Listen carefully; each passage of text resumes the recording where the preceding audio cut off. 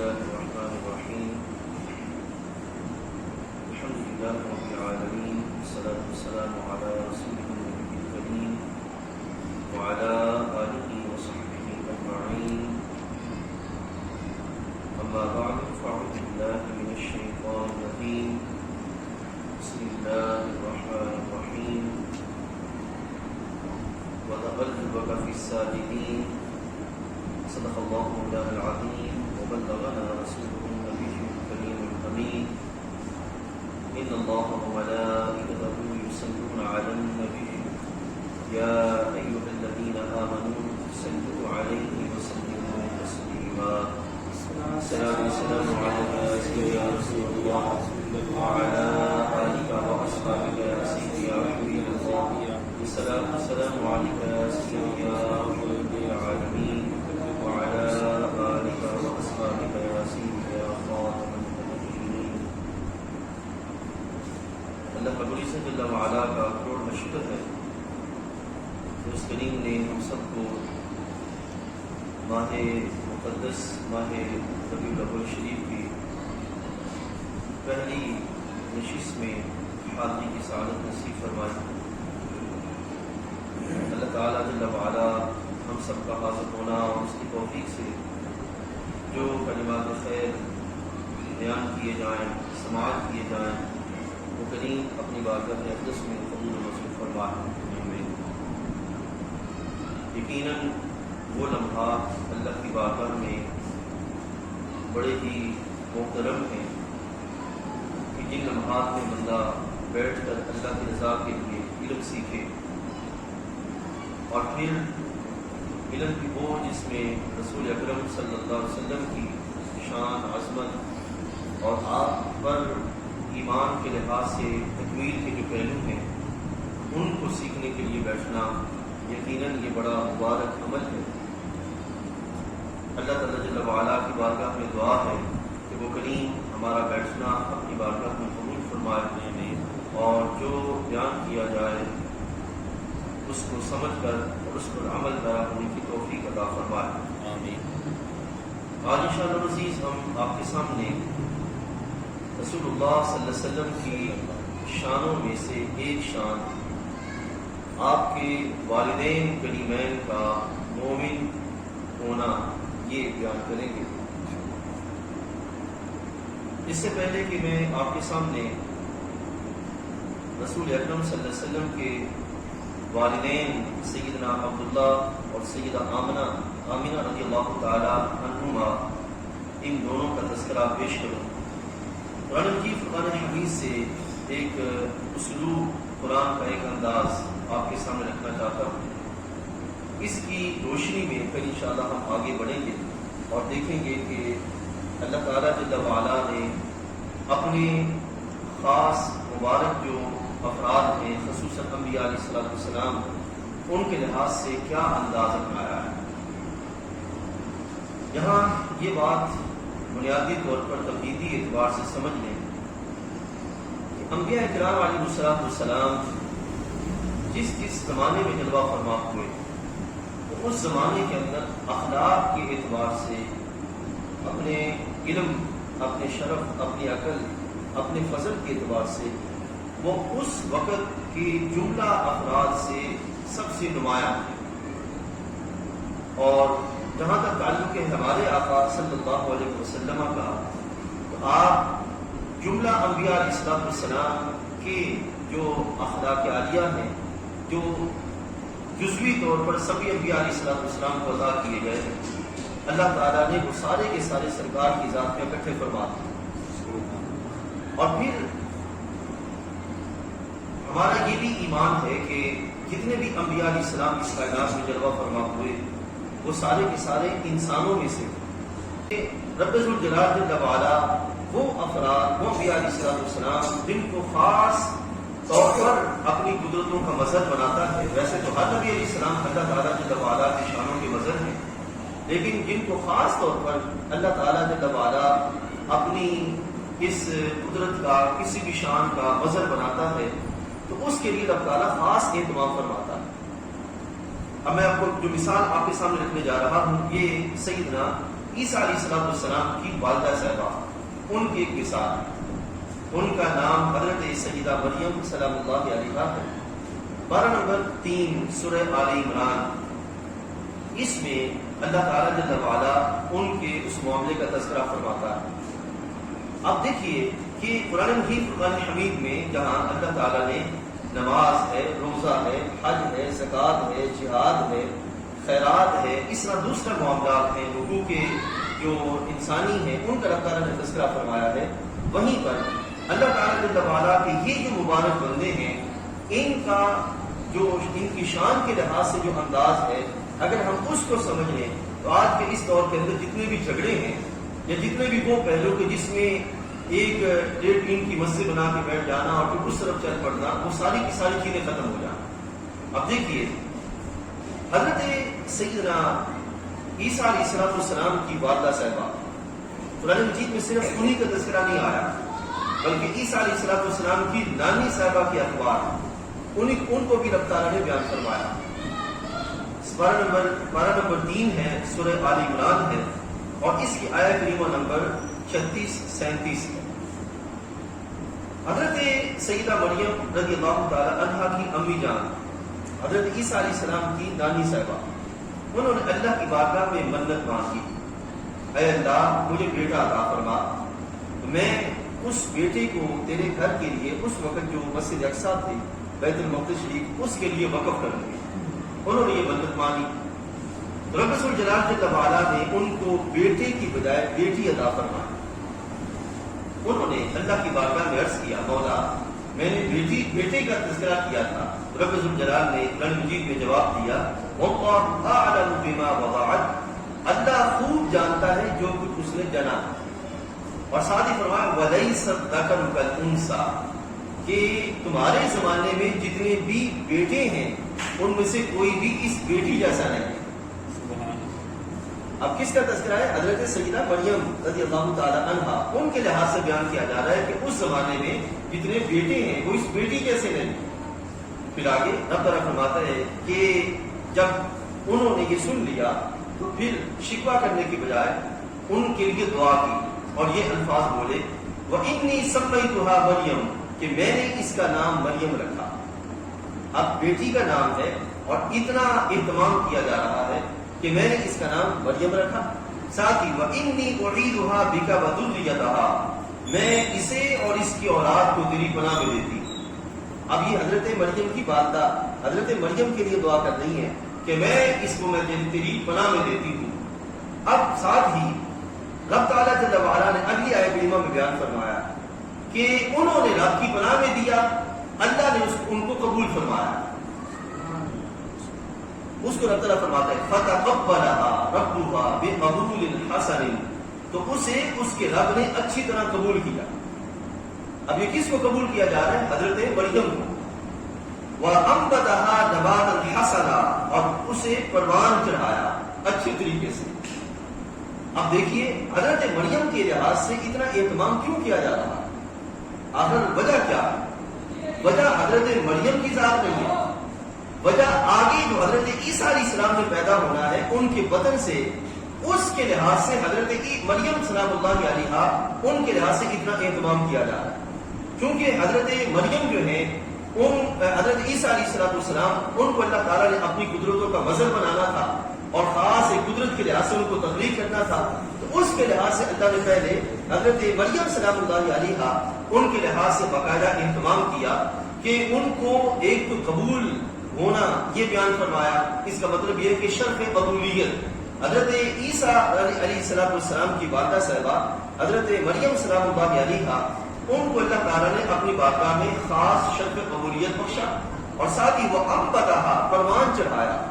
اب اس پروان چڑھانے میں کیا آتا ہے؟ فکری طور پر، عقلی طور پر، جسمانی طور پر، روحانی طور پر، اخلاقی طور پر، ہر جہت سے پروان چڑھایا. اللہ تعالیٰ فرماتا ہے انبتها نباتا حسنا، اچھے طریقے سے پروان چڑھایا.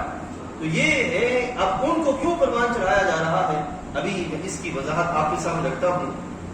یہاں یہ یاد رکھ لیجیے کچھ تمہیدی جو بحث ہے اس میں یہ بھی سمجھتے جائیں کہ اللہ تعالیٰ نے اس کائنات کے اندر ایک نظام بنایا ہے کہ ہر بچہ اس کو ایک پروسیجر رکھا اور اس پروسیجر کے تحت وہ سامنے آتا ہے. اب جو بچہ سامنے آتا ہے اس میں جو والدین ہیں ان کے باقاعدہ اثرات ہوتے ہیں، اخلاقی طور پر، عقلی طور پر، جسمانی طور پر اخلاق میں وہ باقاعدہ منتقل ہوتے ہیں. تو حضرت سیدہ مریم سلام اللہ علیہا ان کو اتنا اچھے طریقے سے کیوں پروان چڑھایا جا رہا ہے؟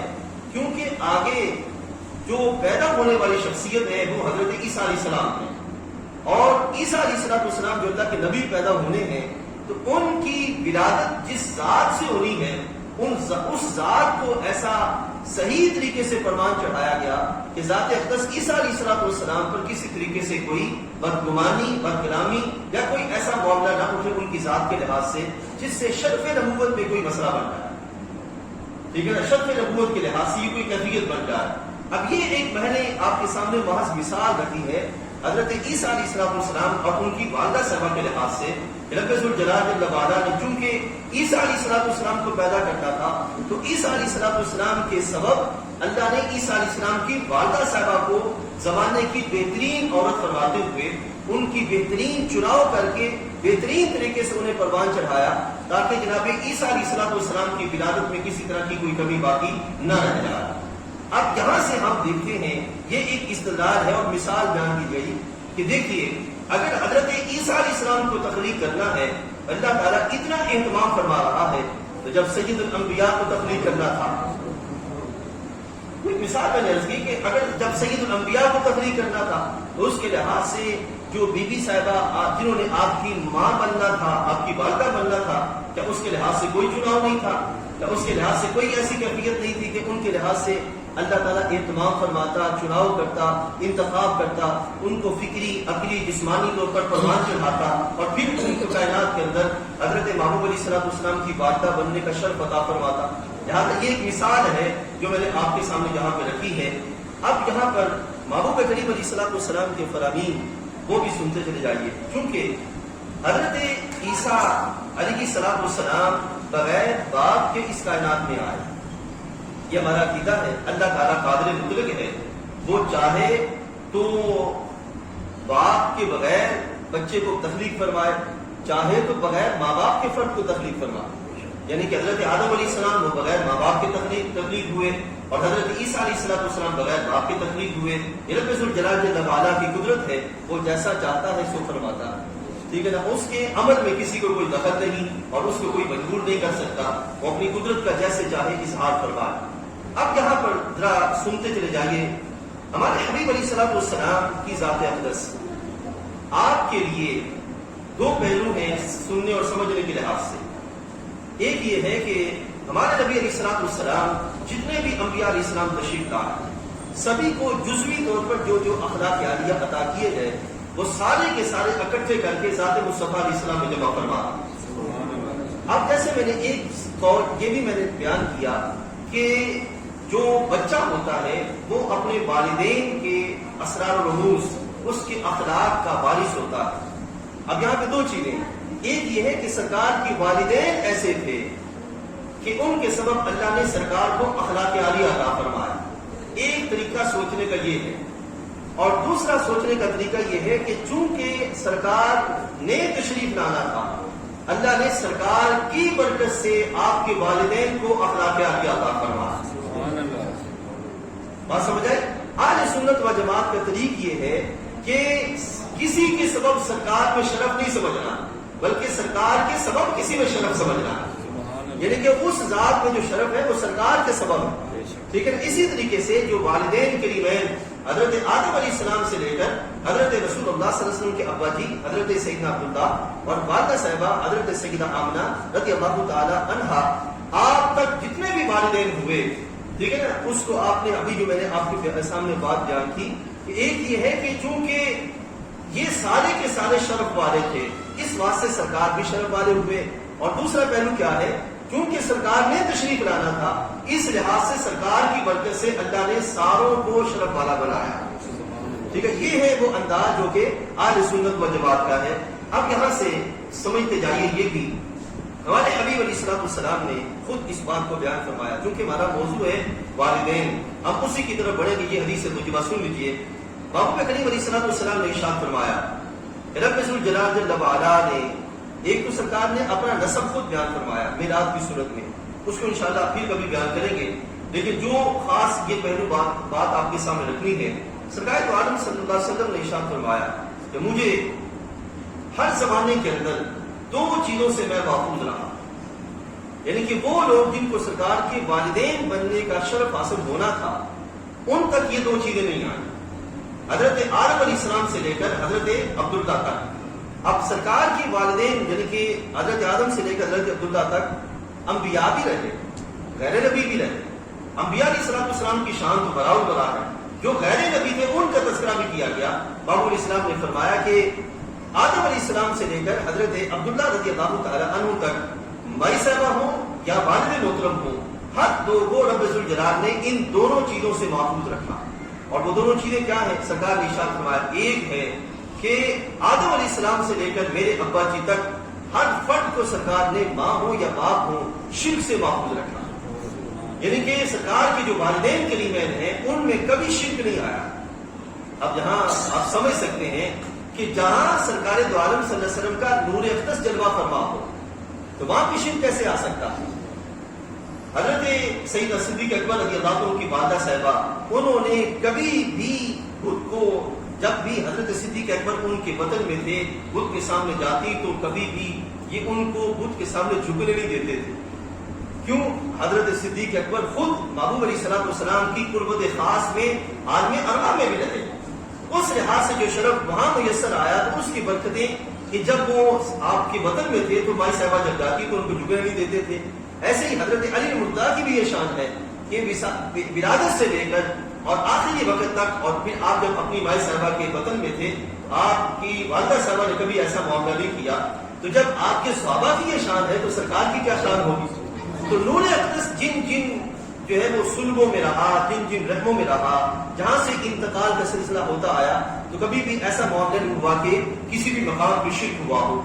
آپ یہاں یہ بھی سنتے جائیں کہ شرک کیا ہے۔ شرک جو ہے یہ روحانی طور پر گراوٹ کے اعتبار سے سب سے نچلا مقام ہے شرک، ٹھیک ہے۔ تو انبیاء علیہ السلام خاص طور پر سرکار کے وقت سے والدین محفوظ رہے۔ دوسرا سرکار نے ارشاد فرمایا کہ میرے والدین میں سے کسی کو بھی یہ معاملہ نہیں لاحق ہوا کہ انہوں نے کبھی کسی مقام پہ زنا کیا ہو، یعنی کہ روحانی طور پر بھی محفوظ رہے اور اخلاقی طور پر بھی محفوظ رہے، یعنی کہ روحانی طور پر بھی کبھی گدرا پن نہیں آیا، اور اخلاقی طور پر بھی کوئی گدرے پن کی کیفیت نہیں آئی۔ اور پھر ساتھ ہی حبیب علیہ السلام نے اپنی حقیقت کو خود بھی بیان فرمایا کہ سرکار فرماتے کہ میں ہمیشہ نکاح سے ہوتا آیا، یعنی کہ میری ولادت جو ہے وہ نکاح سے رہی ہے، یعنی کہ ایک باپ سے ماں کی طرف، پھر آگے باپ بیٹا جو ہوا، اس طرح جو سلسلہ چلتا آیا، میرا ہمیشہ نکاح کا معاملہ ہوا ہے، کبھی زنا کا معاملہ نہیں ہوا۔ اب یہاں پر حضرت سیدنا عبداللہ رضی اللہ تعالی عنہ حضور علیہ السلام کے ابا جی حضور، یہاں یہ یاد رکھیے گا کہ جو فخر ہوتا ہے نا، فخر ہمیشہ ایمان پر ہوتا ہے، کفر پر نہیں ہوتا، اور اسی طرح کافر جو ہوتا ہے اس پر بھی فخر نہیں ہوتا، مومن پہ فخر ہوتا ہے۔ محبوب کریم علیہ السلام کو حدیث طیبہ میں آتا ہے کہ محبوب علیہ السلام تشریف فرما ہے، آپ سے ایک عرابی، اس نے آپ کو سلام کیا، اور سلام کے الفاظ کیا ہے؟ السلام علیکہ یا ابن ذبیحین، اے دو ذبح ہونے والوں کے بیٹے تمہیں سلام ہو۔ اب حضرت امیر معاویہ فرماتے ہیں کہ جب سرکار دو عالم صلی اللہ علیہ وسلم کو اس طرح اس انداز کے ساتھ سلام کیا گیا تو سرکار دو عالم صلی اللہ علیہ وسلم اس سلام کا سن کر مسکرائے، اور مسکراتے ہوئے سرکار نے جواب دیا۔ اب یہاں یاد رکھیے گا، سرکار کا مسکرانا یہ اس بات کی دلیل ہے کہ جن جن کو ذبیحین کہا جا رہا ہے وہ اپنے اپنے وقت میں توحید والے تھے، کافر نہیں تھے۔ اب یہ ذبیحین کون ہیں؟ ایک ہے حضرت اسماعیل علیہ السلام، وہ ذبیح ہیں، اور دوسرے ہیں آپ کے ابا جی حضرت عبداللہ رضی اللہ تعالیٰ عنہ، یہ بھی ذبیح تھے۔ اس طرح کے آپ کے ابا جی جو بزرگ تھے، یعنی کہ سرکار کے دادا جی، ان کے ہاں انہوں نے منت مانی اگر میرے ہاں 12 یا 11 بیٹے پیدا ہوئے تو میں جب وہ جوان ہو جائیں گے تو ان میں سے ایک کو اللہ کی راہ میں ذبح کروں گا۔ جب وہ سارے کے سارے جوان ہو گئے تو اس وقت حضرت عبد المطلب کو اپنی جو کی منت وہ یاد آئی، انہوں نے قرہ ڈالا، تو قرہ حضرت عبداللہ کے نام لکھا، جنہوں نے آگے سرکار کا والدین بننا تھا، ابا جی بننا تھا، قرہ ان کے نام آیا۔ اب حضرت عبد المطلب نے جب جو ہے وہ نیت کا اپنا معاملہ مکمل کرنے کا ارادہ کیا تو سارے آل مکہ اکٹھے ہو گئے اور اکٹھے ہو کے کہنے لگے کہ اے عبد المطلب، یہ عادت اگر آپ نے ڈال دی تو قیامت تک کے لیے کوئی روکنے والا نہیں ہوگا، لہٰذا ایسا نہ کیجیے۔ پھر آخر یہ طے پایا کہ ایک طرف 10 اونٹ رکھے جائیں، ایک طرف حضرت عبداللہ کو کھڑا کیا جائے، پھر پورا نکالا جائے۔ اگر پورا حضرت عبداللہ کے نام آئے تو اونٹ بڑھا دیں، پھر پورا ڈالیں، پھر پورا ڈالیں، پھر پورا ڈالیں۔ ایسے کرتے کرتے 10 دفعہ اضافہ ہوا، یعنی کہ 100 اونٹ ایک طرف ہوئے اور حضرت عبداللہ جب ایک طرف ہو گئے تو پھر پورا ڈالا گیا تو پورا اونٹوں کے نام نکلا۔ تو اس وقت جو ذبح ہونا تھا وہ کس کو کیا گیا؟ اونٹوں کو، یعنی کہ حضرت عبداللہ کا فدیہ دے کر حضرت عبداللہ کو بچایا گیا۔ ادھر اوپر دیکھا جائے تو حضرت اسماعیل علیہ السلام ان کا بھی فدیہ دے کر حضرت اسماعیل کو بچایا گیا، اور یہاں پہ بھی فدیہ دے کر ان کو بچایا گیا۔ اس لحاظ سے سرکار کو انہوں نے کہا کہ اے 2 ذبح ہونے والوں کے بیٹے تمہیں سلام ہو۔ تو یہاں جس کو سلام کیا جا رہا تھا ایک اسماعیل علیہ السلام اور ایک حضرت عبداللہ رضی اللہ تعالیٰ عنہ۔ اب یہاں حضرت عبداللہ کے لحاظ سے میری ایک بزرگوں سے ملاقات ہوئی، وہ سادات میں سے تھے صحیح العقیدہ، ان کی قریباً عمر 120 سال، اور وہ اعلیٰ حضرت رحمۃ اللہ تعالیٰ علیہ کی دعا سے ان کے سلسلہ عمر کا جو وہ طویل تھا، بس اللہ تعالیٰ نے برکت عطا فرمائی۔ انہوں نے فرمایا کہ میں نے حضرت عبداللہ رضی اللہ تعالیٰ عنہ کی زیارت کی ہے، حضرت عبداللہ کی زیارت کی ہے۔ وہاں بڑے حیران ہوئے کہ 120 سال عمر ہے، حضرت عبداللہ رضی اللہ عنہ کو وصال سرکار سے بھی پہلے ہوا، انہوں نے کیسے زیارت کر دی؟ کہنے لگے کہ جب ابھی مسجد نبوی شریف کی کھدائی ہوئی اور وسعتوں کا سلسلہ ہوا تو سرکار کے ابا جی جو حضور ہیں ان کا وصال ہوا تھا مدینہ شریف میں، ٹھیک ہے، اور وہاں پر جب وصال ہوا تو تدفین بھی وہیں پہ ہوئی، تو حضرت عبداللہ رضی اللہ عنہ کی قبر شریف درمیان میں آ گئی، تو وہاں سے نکال کر آپ کو جنت البقیع کی طرف دفن کیا گیا۔ کہتے ہیں کہ جب آپ کو وہاں سے نکالا گیا تو بالکل اسی طرح تھے جس طرح جب دفن کیے گئے تھے، وہی کنڈیشن تھی، اسی کیفیت۔ اب یہ کیا ہے، ابھی میں وہ آپ کے سامنے یہ پہلے رکھوں گا، لیکن یہاں پر اتنا سمجھتے جائیے کہ سرکار تو عالم صلی اللہ علیہ وسلم کی تعظیم کے سبب اللہ تعالیٰ نے آپ کے ابا جی کو ہر طرح کی اس کیفیت سے محفوظ رکھا جس کیفیت کے سبب مشرک کا معاملہ ہوتا ہے یا شدید گناہگار کا معاملہ ہوتا ہے۔ اس لحاظ سے حضرت عبداللہ رضی اللہ عنہ کا یہ معاملہ ہوا۔ اب جہاں تک تعلق ہے حضرت سیدہ آمنہ رضی اللہ تعالیٰ عنہا، آپ کے لحاظ سے اس پر یہ سنتے چلے جائیے۔ حضرت آمنہ سرکار کی امی جان ہے، اور سرکار تو عالم صلی اللہ علیہ وسلم اپنی امی جان کا جب تذکرہ ہوتا ہے تو آپ بڑے خوش ہوتے ہیں۔ مؤسس جو مقرر بزرگ ہیں انہوں نے یہ بیان کیا ہے کہ سرکار کی امی جان کا جب تذکرہ ہوتا ہے تو آپ بڑے خوش ہوتے ہیں۔ ابھی میں نے شروع میں آپ کو عرض کر دیا کہ حضرت سیدنا عیسیٰ علیہ السلام کی جو والدہ صاحبہ ہیں، اگر اللہ تعالیٰ نے ان کو اپنی بارگاہ میں اتنا شرف عطا فرمایا، اتنی قبولیت بخشی اور اتنا ان کے لحاظ سے اہتمام کیا، تو ہمارے نبی علیہ السلام کی کتنی بلند شان ہے۔ اللہ نے آپ کی برکت سے آپ کی والدہ صاحبہ سیدہ آمنہ رضی اللہ تعالیٰ عنہ ان کے لحاظ سے کتنا اہتمام کیا ہوگا۔ اب اس پر یہ کلام سنیے کہ جب حضرت محبوب کریم علیہ السلام کا نور اقدس حضرت عبداللہ رضی اللہ عنہ سے منتقل ہو گیا حضرت آمنہ رضی اللہ تعالی عنہا کی طرف، اس وقت حضرت آمنہ کے کچھ کلام ہے وہ سنیے، اور پھر آخر میں آپ کے وصال کے وقت جو کلام ہے وہ سنیے، اور آپ اسی سے آپ کو ایمان واضح ہو جائے گا آپ کا۔ آپ فرماتی ہیں کہ مجھے پتہ ہی نہیں چلا کہ میں حاملہ ہو گئی، مجھے پتہ نہیں چلا، نہ مجھے کوئی بوجھ محسوس ہوا جو ان حالات میں دوسری عورتوں کو محسوس ہوتا، مجھے نہیں ہوا، کیونکہ جو ذات اقدس وطن اقدس میں جلوہ فرما ہوئی تھی وہ بوجھ والی تھی نہیں، وہ بوجھ اٹھانے والی تھی نہ کہ بوجھ ڈالنے والی، اس لحاظ سے ایسا معاملہ تھی نہیں۔ فرماتے مجھے صرف اتنا معلوم ہوا کہ میرے ایام ماہواری بند ہو گئے، خاص جو معاملہ ہوتا ہے وہ سلسلہ ہو گیا۔ اب یہاں پر دو پہلو ہو سکتے ہیں، ایک یہ ہے کہ جب یہ سلسلہ ہوتا ہے تو وہ جو خون ہوتا ہے وہ بچے کی جسمانی پرورش کے کام آتا ہے. اب اگر اس لحاظ سے بھی دیکھا جائے تو کتنا مبارک وہ خون ہوگا جس سے سرکار کا جسم اقدس بنا ہوگا. سبحان اللہ. سمجھا گیا نا, کتنا مبارک خون ہوگا. اور دوسری طرف اگر اس پہلو کو بھی دیکھا جائے کہ سرکار دو عالم صلی اللہ علیہ وسلم کی جب ولادت باسعادت ہوئی اس وقت سرکار دو عالم صلی اللہ علیہ وسلم کا جو یہ ناف والا پہلو ہوتا ہے یہ کٹا ہوا تھا, یہ سلسلہ جڑا ہوا نہیں تھا, کٹا ہوا تھا. اگر اس لحاظ سے دیکھا جائے تو پھر یہ کہہ سکتے ہیں کہ وہ تو محض بندش خدا کی طرف سے تھی, اندر جو پروان چڑھنے کا معاملہ تھا وہ فضل الہی جاری تھا. سبحان اللہ. اللہ تعالیٰ اپنے فضل سے پروان چڑھا رہا. تو ہر وہ پہلو موجود ہیں جس کے لحاظ سے جہاں پہ قیاس کیا جا سکتا ہے. لیکن پھر آگے فرماتے کہ ایک روز میں خواب اور بیداری کے بین بین تھی, یعنی کہ نہ سو رہی تھی نہ جاگ رہی تھی, خواب اور بیداری کے بین بین تھی. کوئی آنے والا میرے پاس آیا. اب یہاں یہ یاد رکھیے, یہ بھی سنتے جائیے.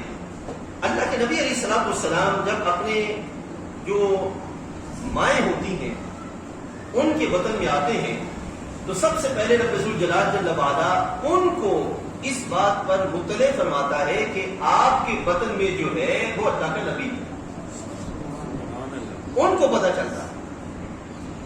یہ نہیں ہوتا کہ وہاں سے ایک بات ہے, وہاں سے ایک معاملہ ہے, ایک انجانا سا معاملہ ہے, کوئی جاننے والا نہیں ہے, بس ویسے کام ہو رہا ہے, ایسا معاملہ نہیں. رب ذوالجلال کا یہ نظام بڑے طریقے سے چل رہا ہے اور وہ اپنے وہ بندے کے جن کے ذریعے آگے ہدایت کا سلسلہ جاری فرمانا ہوتا ہے اس کے لیے خاص اہتمام فرماتا ہے. جیسا کہ آپ دیکھیے قرآن مجید فرقان حمید کے اندر موجود ہے. حضرت عیسیٰ علیہ السلام کا میں نے ایک مثال آپ کے سامنے رکھی ہے. انہی کے لحاظ سے آگے چلتے ہوئے آیت کریمہ نمبر 45 کے اندر سورہ آل عمران میں اللہ تعالیٰ جل وعلا فرماتا ہے اذ قالت الملائکہ, جب کہا فرشتوں نے کس سے, یا مریم, اے مریم رضی اللہ تعالی عنہ, ان اللہ یبشرکی, اللہ آپ کو بشارت دیتا. ابھی پیدا نہیں ہوئے, ابھی صرف جو ہے وہ حکم سلسلہ چلا ہے, تو پہلے بشارت دی جا رہی ہے تاکہ جو والدہ صاحبہ ہے ان کی طبیعت میں سکون آ جائے کہ یہ معاملہ اور کوئی معاملہ نہیں بلکہ اللہ کا حکم جاری ہے, اللہ کا فضل جاری ہے. تو فرمایا یبشرکی, اللہ تعالیٰ آپ کو بشارت دیتا ہے. تو جس طرح یہاں بھی بشارت کا سلسلہ جاری ہے, آگے وہ سارا پہلو موجود ہے اور اس کا تعلق جو ہے وہ سرکار کی میلاد سے ہے, اس کو انشاءاللہ پھر بیان کریں گے. اسی طرح یہاں پہ بھی آپ فرماتے ہیں کہ ایک روز خواب اور بیداری کے بین بین تھی کہ کوئی آنے والا میرے پاس آیا. اب میں نے وہ ساتھ قرآن مجید کی آیت کا حوالے سے یہ دیا کہ کوئی یہ نہ کہہ دے کہ یہ صرف باتیں ہیں, اس کو کہ کون تھا سننے والا. نہیں, قرآن بتا رہا ہے کہ جب انبیاء علیہ الصلوۃ والسلام کی والدہ صاحبہ ہوتی ہیں, جس طرح نبی کے نبوت کے شرف کو اللہ تعالیٰ سنبھال کے رکھتا ہے اور اس کی حفاظت فرماتا ہے, اسی طرح ان کی والدہ صاحبہ جہاں سے آگے انہوں نے ایک انسانی سلسلے میں کائنات میں آنا ہوتا ہے, اللہ تعالیٰ ان کی بھی حفاظت فرماتا ہے. تو حضرت آمنہ فرماتی کہ میں بین بین تھی کہ کوئی آیا اور اس نے پوچھا, اے آمنہ تجھے علم ہے کہ تم حاملہ ہو؟ آپ فرماتی ہیں مجھے تو نہیں پتا, مجھے تو ایسی کسی کیفیت کا احساس نہیں ہے. پھر اس نے بتایا کہ تم حاملہ ہو, اس نے بتایا کہ تم حاملہ ہو تیرے وطن میں. اب آگے الفاظ جو روایت کے ہیں وہ سنیے کہ وقال, اس نے کہا انکی حملتی, تو حاملہ ہے, بسید ہذہ الامہ, اس امت کے سردار سے. سبحان اللہ. یعنی کہ جو وطن اقدس میں وہ کون ہے, امت کے سردار ہیں, اور ساتھ ہی وَنَبِيِّهَا, اور وہ صرف سردار ہی نہیں, اللہ کے نبی علیہ السلام اس امت کے نبی ہیں. اب یہاں پہ ایک فرق میں آپ کے سامنے رکھوں.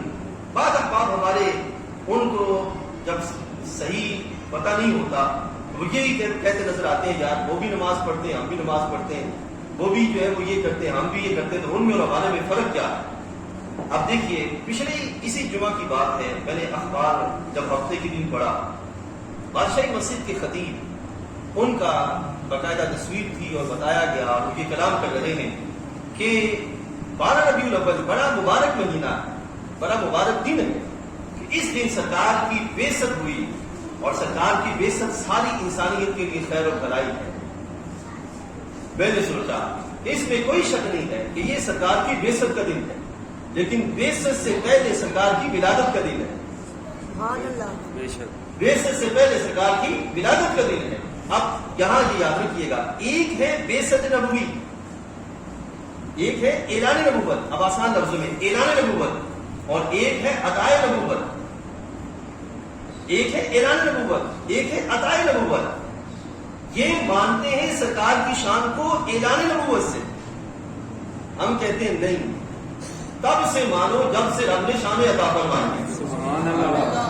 اور وہ کون سی وقت ہے، وہ کون سا وقت ہے؟ اب دیکھیں یہاں پہ یہ نہیں کہا جا رہا اے آمینہ آپ کا بیٹا ہونے کو ہے، یہ نہیں کہا جا رہا، بلکہ کیا کہا جا رہا ہے؟ ہادی بسید ہادی الامہ و نبیھا، اس امت کا سردار اور اس امت کے نبی علیہ السلام. یعنی کہ جب اپنی والدہ صاحبہ کی آغوش میں ہیں تو شرف نبوت اس وقت کی حاصل ہے. تو پوچھا گیا سرکار سے کہ سرکار آپ کو نبوت ملی کب؟ سرکار نے فرمایا جب آدم علیہ السلام ابھی پانی اور مٹی کے درمیان تھے، اللہ نے مجھے اس وقت نبی بنا دیا. سبحان اللہ. یہ وہ شرف ہے ان کی اور ہمارے درمیان. یہ فرق ہے کہ وہ مانتے ہیں آدھی آدھی اور ہم مانتے ہیں پوری شان جو رب نے عطا فرمائی سرکار دو عالم صلی اللہ علیہ وسلم کو. تو یہ فرق ہے بسید ہادی الامہ و نبیھا کہ سردار پیدا ہوئے اور نبی علیہ السلام پیدا ہوئے.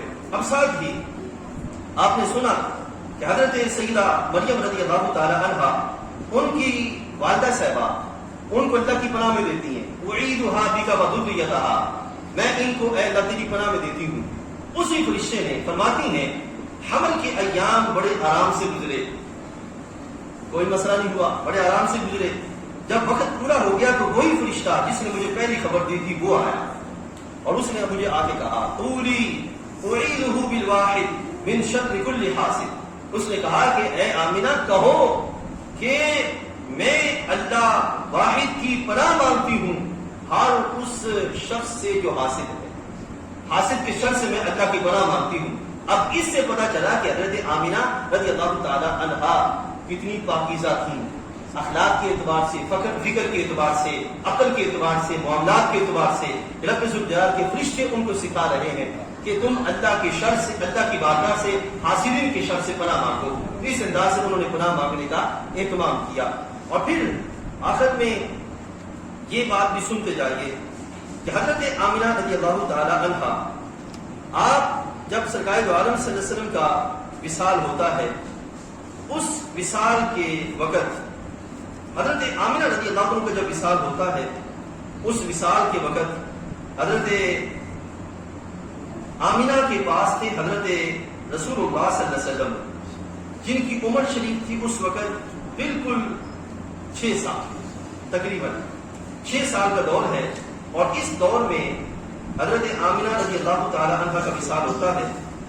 حضرت آمینہ رضی اللہ عنہ کا جس وقت وصال ہوا، اس وصال کے وقت حضرت آمینہ نے ایک دعا اشعار پڑھے اور ان اشعار میں حضرت آمینہ رضی اللہ تعالی عنہ اپنے بیٹے کی شان کو بیان کرتے ہوئے اپنی حیثیت کو بیان کرتی ہیں. اپنی بیٹے کی شان کو، بیٹے کون ہے؟ حضرت محمد رسول اللہ صلی اللہ علیہ وسلم. اور پھر ان کی اپنی شان بیان کرتی ہیں. اب پہلے بیٹے کی شان سنیں اور پھر جو ہے وہ سرکار کی شان کے لحاظ سے فرماتی ہیں ان صح ما ابصرت فی المنام، اگر تو وہ جو میں نے خواب دیکھے تھے وہ ٹھیک ہیں، اگر تو وہ جو میں نے خواب دیکھے تھے وہ ٹھیک ہیں. اور یہ خواب محض خواب نہیں تھے جس طرح عام بندے کو خواب آتے ہیں، بلکہ سرکار نے خود کیا کلام فرمایا کہ میں ہی وہ خواب ہوں جو میری امی جان نے دیکھا تھا. سرکار نے خود بیان فرمایا. تو اس لحاظ سے بیان کریں ان صح ما ابصرت فی المنام فانت. اب یہ سرکار کی طرف جب عمر کتنی ہے؟ 6 سال. فانت مبعوث الی الانام، اگر وہ خواب سچے ہیں تو جو میں نے دیکھے ہیں تو پھر آپ تمام لوگوں کی طرف نبی بنا کے بھیجے جائیں. آپ نبی بنیں گے. تبعث فی الحل و فی الحرام، حلال اور حرام یعنی کہ جہاں جہاں شے کو حلال ہونا ہے اور حرام ہونا ہے سب کی طرف آپ نبی بنائے جائیں، یعنی کہ ساری زمینوں کے لحاظ سے. تبعث فی التحقیق والاسلام دین ابیک البر ابراہیم. آپ فرماتے ہیں کہ آپ کو اپنے باپ ابراہیم کے دین اسلام پہ مبعوث کیا جائے. تو پتہ چلا کہ وہ جانتی تھی جناب ابراہیم علیہ السلام کون، ٹھیک ہے نا، اور وہ دین ابراہیم پر. اس لحاظ سے. اور پھر آگے آپ بیان کرتی ہیں کہ اس کے بعد آپ نے فرمایا کل حی میت وکل جدید بال، ہر جو زندہ ہے اس نے مرنا اور ہر جو نیا ہے اس نے پرانا ہونا ہے. لیکن وکل کبیر یفنا وانا میتۃ ذکری باق وبلغت طہرا، فرماتے ہیں کہ انا میتۃ، میں دنیا سے چلے جاؤں گی، میری وفات ہو جائے گی، لیکن میرا نام قیامت تک باقی رہے گا. میں چلی جاؤں گی لیکن میرا نام باقی رہے گا. کس وجہ سے؟ فرمایا ذکر باقی، نام میرا باقی رہے گا، ذکر باقی رہے گا. کیوں؟ وولدت طہرا، میں نے پاکیزہ بیٹا جنم دیا. سبحان اللہ. آمنہ رضی اللہ تعالی عنہا یہ فرما رہی ہیں. اس سے پتا چلا کہ ان کو سرکار کی نبوت کی خبر تھی، اور اس لحاظ سے وہ کیا کہتے کہ وہ دین ابراہیم پر ہوں گے، وہ سارا معاملہ ہوگا. اب بات کو مختصر کرتے ہوئے اس کو ختم کرتے ہیں. میرے بھائی یاد رکھیے دو چیزیں ہیں. ایک لفظ آپ نے یاد رکھنا ہے، زمانہ فترت، فترت با تا دو نقطوں والا، ٹھیک ہے، اور آخر میں را تا، فترت، زمانہ فترت. یہ وہ زمانہ ہوتا ہے کہ جس زمانے میں کوئی نبی علیہ السلام کسی بھی علاقے کے اندر مبعوث نہیں ہوتا، اس زمانے کو کہتے ہیں. اور اس زمانے کے اندر جب اللہ کے کوئی بھی نبی علیہ السلام مبعوث نہ ہو، اس زمانے کے لوگ اگر بھلائی پر ہوں، خیر پر ہوں، اور اللہ تعالیٰ کی توحید سے آشنا ہوں، شرک نہ کرتے ہوں، تو وہ سارے کے سارے موحد جنتی ہوں گے. یہ اصول ہے، وہ سارے کے سارے موحد جنتی ہوں گے. بڑا لمبا بحث موجود ہے لیکن میں اس کی طرف نہیں جاتا. سارے کے سارے جنتی ہوں گے، اور شرک کی وجہ سے سے بچے ہوئے ہوں گے تو وہ جنتی ہوں گے. اب آپ نے سنا حضرت عبد المطلب، حضرت عبداللہ، حضرت آمنہ رضی اللہ تعالیٰ عنہما، یہ وہ لوگ تھے کہ جنہوں نے کسی بھی نبی علیہ السلام کا زمانہ نہیں پایا. میں یہ بھی بات آپ کے سامنے واضح کروں کہ جو یہ علاقہ ہے مکہ شریف، مدینہ شریف اور طائف، یہ علاقہ، اس علاقے کے اندر کوئی بھی نبی علیہ السلام مبعوث نہیں ہوا سوائے اسماعیل علیہ السلام. سوائے اسماعیل علیہ السلام کے کوئی بھی نبی علیہ السلام مبعوث نہیں ہوا.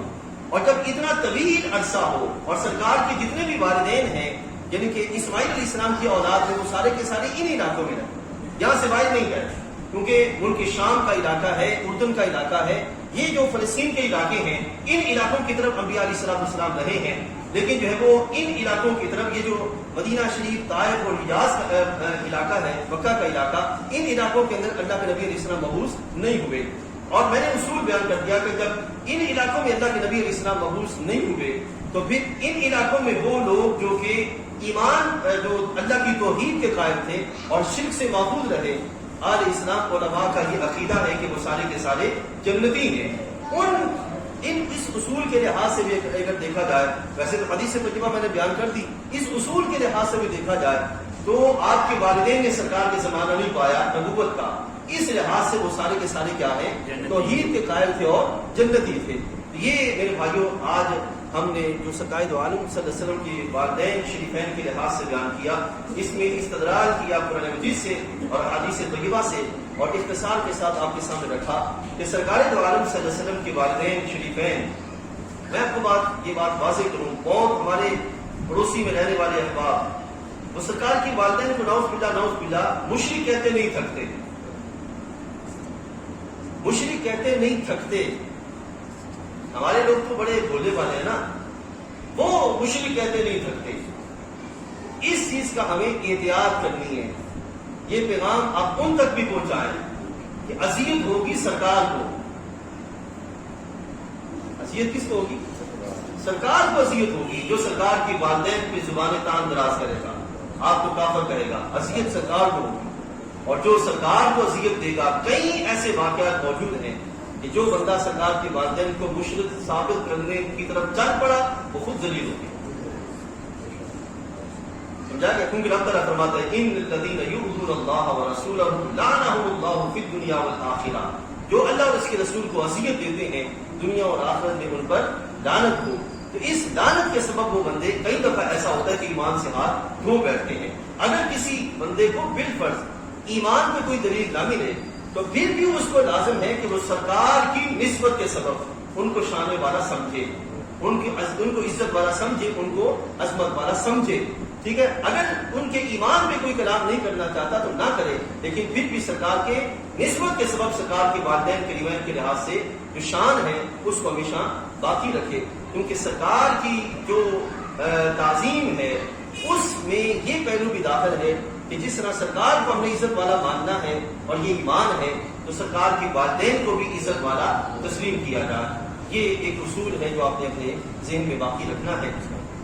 ماہ مقدس ماہ ربیع الاول شریف الحمدللہ آج اس کی رات 4 ہو گئی. کچھ چیزیں ایسی ہیں جو احباب یہاں پہ تشریف لائے، میں نے وہ بھی آپ کے سامنے رکھنی ہیں. احتیاطیں جو کہ کرنا بہت ضروری ہے. سب سے پہلی چیز یہ ہے کہ جب بھی آپ گھر میں لائٹنگ کریں گھر میں، تو کوشش کریں کہ لائٹنگ کرتے ہوئے جو سوئچ ہے وہ ڈائریکٹ نہ کریں.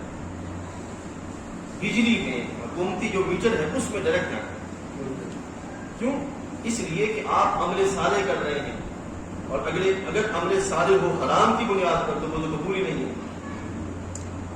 چوری ہو جائے گی نا، چوری کرنا حرام ہے تو قبول ہی نہیں ہوگا.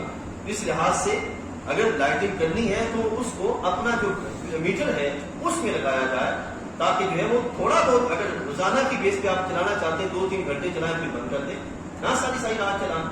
ٹھیک ہے، یہ ازحد ضروری ہے، اس بات کا اہتمام کیا جائے. دوسرا یہ عرض کرنی ہے کہ ماہ مقدس ماہ ربیع الاول شریف یوں ہی آتا ہے، خاص طور پر 12 ربیع الاول کے لحاظ سے جو احباب فنڈنگ کرتے ہیں اس میں ایک جو چیز بڑی نقص والی سامنے آ رہی ہے وہ یہ ہے کہ بچے گلی محلوں میں چل پڑتے ہیں اور وہ جو ہے رستے روک کر لوگوں سے مطالبہ کرتے ہیں اور بند کرنے کا سلسلہ، یہ چیزیں، یہ بڑی کبھی حرکات. ایسے بچوں کو روکا، یہ چیز ٹھیک نہیں. اب خود سوچیے گا کہ اپنی اگر برتھ ڈے کرنی ہو تو بندہ اپنے گھر سے سارا کچھ کرتا ہے، کبھی کسی سے مانگ کے نہیں لایا. اور سرکار کی برتھ ڈے ولادت باسعادت کا معاملہ کرنا ہو تو ہم مانگتے پھر لیں. ہاں یہ ایک الگ پہلو ہے. مثال کے طور پر ہم نے ایک پروگرام کرنا ہے، اس پروگرام کے لحاظ سے باہمی بیٹھ جائیں اور جو خرچہ ہو اس کو ڈیوائڈ کریں. یہ ایک الگ تہذیب والا پہلو ہے. لیکن اس طرح رستے روک لینا، جبرن لینا، یا جو ہے وہ یہ برتن پکڑ کے نکل پڑتا، رستے میں جو ہے وہ برتن رکھ دینا اور جو ہے وہ لوگوں کو کہنا کہ اس میں ڈالو، یہ کوئی مناسب معاملہ نہیں. اس کو دوستوں کو، بچوں کو سمجھایا جائے کہ خدا را یہ کام نہ کیا جائے. اس میں اہل سنت کا کوئی فائدہ نہیں، بلکہ بدنامی ہے اہل سنت کی. اس چیز سے جو ہے وہ بچنے کا اہتمام کیا جائے. تیسرا یہ کہ 12 ربیع الاول شریف جب آتی ہے اس وقت بہت سے، بلکہ اب تو بہت کم ہو گیا لیکن ابھی بھی سلسلہ جاری ہے، پہاڑیاں بناتے ہیں. ان پہاڑیوں پر مختلف چھوٹے چھوٹے کھلونے اپنی طرف سے رکھے جاتے ہیں اور اپنی طرف سے یہ اظہار کیا جاتا ہے یہ محبت ہے. میرے بھائیوں، ایسی شریعت مطہرہ محبت کی اجازت نہیں دیتا. ٹھیک ہے نا، پہاڑیاں بنانا شریعت مطالعہ ایسی اجازت نہیں دیتا. اس طرح کا کوئی سلسلہ اسلام یا اہل سنت کو علماء نے پسند نہیں کیا. ٹھیک ہے نا، کام وہی ہے جو شریعت کے اصولوں پر ہے. جو اصولوں پر نہیں ہے وہ کیسے ہی ہو، وہ جو ہے پسندیدہ نہیں ہوتا. ٹھیک ہے، پہاڑیاں بنانا یہ شرع جو ہے وہ اس کی اجازت نہیں ہے. پھر جو اگلی چیز ہے وہ یہ ہے کہ بازار سجتے ہیں اور لوگ دھڑا دھڑ نکلتے ہیں. اس میں وہاں پر مرد و عورت مخلوط اجتماع کی صورت بن جاتی ہے. شریعت مطالعہ نے عام حالات میں اس طرح کا جو ہے وہ جس سے آگے برائی کا سلسلہ بنتا ہو، شبہ بھی بنتا ہو، تو اس کو منع کیا ہے کہ وہاں پہ ایسا کام نہ کیا جائے. تو یہاں تو باقاعدہ ایسا سلسلہ ہوتا. اس اعتبار سے میں دوستوں کو عرض کروں گا کہ یہ اپنے احباب تک، گھر والوں تک، اس طرح دوسرے دوستوں تک یہ پیغام پہنچائیں کہ اگر آپ نے کچھ کھانا پینا ہے، مرد احباب جائیں، جہاں پہ کوئی سلسلہ ہے وہاں سے آپ کیوں بلا سکتے ہیں، لیکن عورتوں کو جو اس طرح لے جانے کا سلسلہ یہ نہ کیا جائے.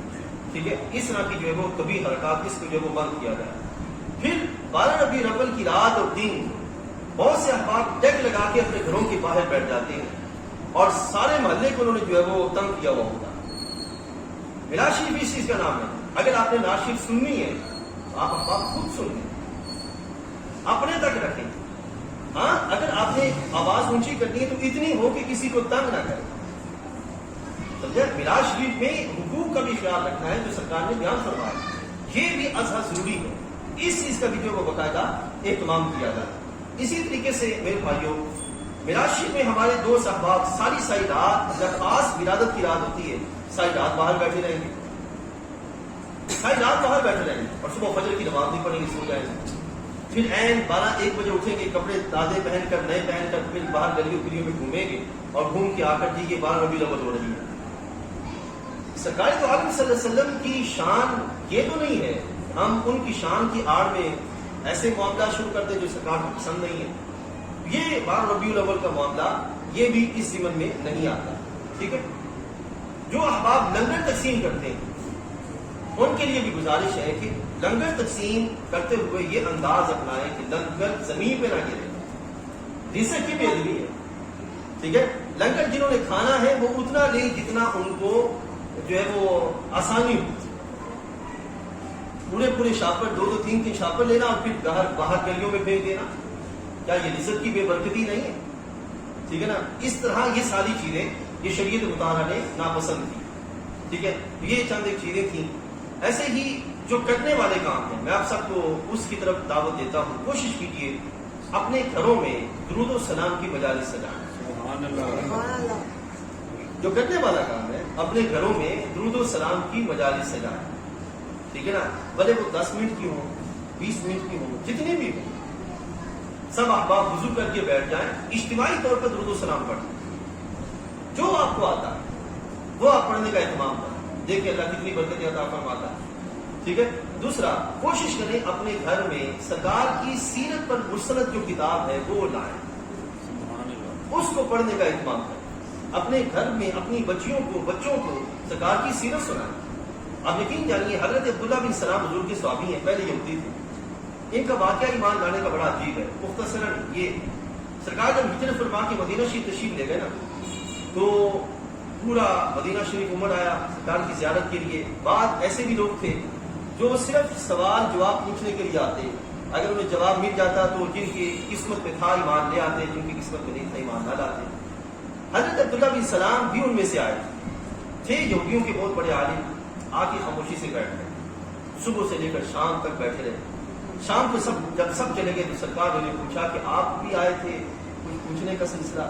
عرض کرتے ہیں یا رسول اللہ جتنے سوال لے کے آیا تھا سب کے جواب مل گئے، جتنے سوال لایا تھا سب کے جواب مل گئے۔ اور وہ سوال کیونکہ وہ عالم تھے، یہودیوں کے عالم تھے، اور انہوں نے اپنی کتاب میں پڑھا ہوا تھا کہ سرکار کی زلف عنبری کیسی ہوگی، سرکار کی مبارک داڑھی شریف کیسی ہوگی، سرکار کی آنکھیں کیسی ہوں گی، آنکھوں میں ڈولے کیسے ہوں گے، سرکار کی بینی مبارک کیسی ہوگی، ہونٹ اور دندان مبارک یہ کیسے ہوں گے، انہوں نے پڑھا ہوا، سرکار کی عادات، یہ ساری چیزیں انہوں نے پڑھی ہوئی تھی۔ اس لحاظ سے انہوں نے دیکھتے گئے اور جب وہ سارا اسکیچ پورا اترا تو شام کو حضرت کے ایمان لیا، ٹھیک ہے۔ تو آج کے دور کے اندر ہمارے بچے ڈرامے دیکھ کے رات کو سوتے ہیں، فلمیں دیکھ کے سوتے ہیں، اور اس کے سبب نتیجہ کیا نکلتا ہے، بچے ڈرتے بھی ہیں اور ان کے ذہنوں میں وہی اسکیچ بیٹھ جاتے ہیں جو کہ ڈراموں میں دیکھتے ہیں، ٹھیک ہے نا۔ اگر کوشش کر کے تھوڑا سا اس طرح کا اہتمام کیا جائے کہ سرکار کی سیرت کا بیان کیا جائے، پڑھا جائے، پڑھایا جائے بچوں کو۔ ہمیں یاد ہے ہماری نانیاں دادیاں وہ سرکار کے لحاظ سے، بزرگوں کے لحاظ سے کہانیاں سنایا کرتی تھی، وہ ایک خاکے جسم میں ذہن میں بیٹھ جاتے تو اس سے کیا ہوتا تھا، ایمان پختہ ہوتا تھا اور سوچ جو ہے وہ مضبوط ہوتی تھی۔ اس چیز کی طرف جو ہے وہ بڑھنے کا اہتمام کیا جائے، ٹھیک ہے۔ یہ چند ایک جو گزارشات تھی جو کہ احتیاطی لحاظ سے ضروری تھی، کہ میں نے چاہا کہ آپ کے سامنے رکھوں۔